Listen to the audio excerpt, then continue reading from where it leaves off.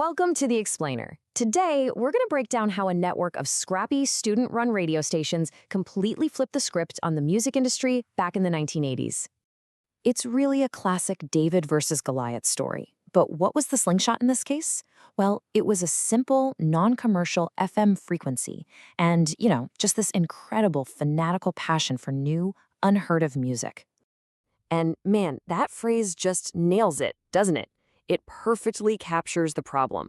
By the early 80s, mainstream radio had become this super rigid, corporate, and honestly, creatively bankrupt landscape. It was just the same few dozen songs on repeat, over and over again. All right, so let's get into it. First, we really need to understand what exactly college radio was pushing back against. You see, AOR radio, it actually started out with so much promise. It was supposed to be this place for deep album cuts and real discovery. But by 1980, consultants had taken over, guys like Lee Abrams, who created this super restrictive Superstars format. It was all about artist familiarity, which, basically locked the door on any new or unknown talent. And just look at this chart. The difference is absolutely staggering. I mean, commercial stations were shrinking their libraries down to maybe 400 songs? 400. Meanwhile, college stations, they were exploding with 10,000 titles or even more. And who was in charge? At the big stations, it was one program director making all the calls. But at a college station, it was the individual student DJ. They had total freedom to play whatever they wanted.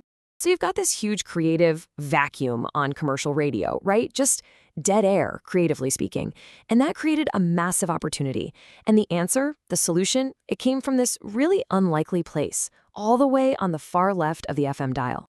Yeah, it was this weird little regulatory quirk from the FCC, reserving part of the radio spectrum just for education, that gave these college stations a protected space to play. And this is where they could go wild. This is where they could experiment with punk and new wave and post-punk. All the stuff that mainstream radio wouldn't touch with a 10-foot pole. And listen, this wasn't just a bunch of kids in a dorm room. In the late 70s and early 80s, these stations started to get serious. They actually lobbied to increase their power. Take WUOG at the University of Georgia. They jumped from a tiny signal that barely left campus to a 26,000-watt powerhouse that could be heard all over the region. They were becoming a real cultural force. Okay, so they've got the power, right? But how does that actually turn into success stories? Well, a couple of key examples basically wrote the playbook for how this brand new system could launch bands from the ground up to become global superstars. You really can't tell this story without talking about R.E.M. They are the perfect case study. So in 1981, they dropped their first single, Radio Free Europe, and it just explodes on college radio. That grassroots buzz gets them a deal with a cool indie label. A couple years later, their debut album, Murmur, gets named Album of the Year by Rolling Stone. And get this is all happening before they even had a top 10 mainstream hit. They basically forced the industry to come to them. And it wasn't just American bands. At the exact same time, this incredible network let American kids discover bands like the Smiths. I mean, think about it. Their super British, kind of mopey lyrics probably shouldn't have worked in the US. But they connected deeply with a whole generation of students who just felt totally alienated by all the slick, happy-go-lucky pop music of the Reagan era. So you've got this huge explosion of creative energy happening all over the country, but it's chaotic, right? It's just this loose collection of stations. It needed some structure. And that's when two key institutions showed up to basically organize the revolution.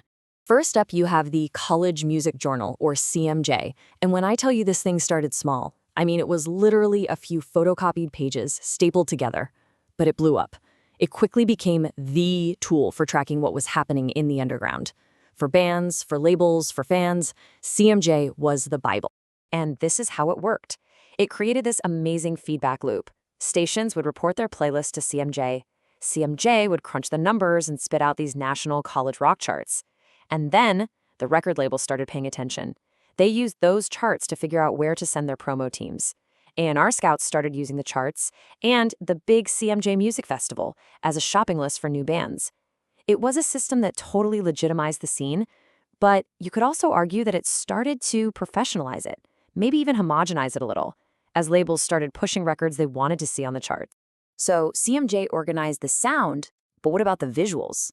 That's where MTV came in. Specifically, their late-night show 120 Minutes. This was the place you'd see all the videos that were way too weird or low budget for daytime MTV. It basically created a national alternative nation for a couple of hours every single Sunday night. So at this point, you've got this highly organized underground scene that's just massive. It's so powerful that the mainstream music industry simply couldn't ignore it anymore. They had to find a way to track it, to measure it, and yeah, to make money off of it. And it all comes to a head on one specific date.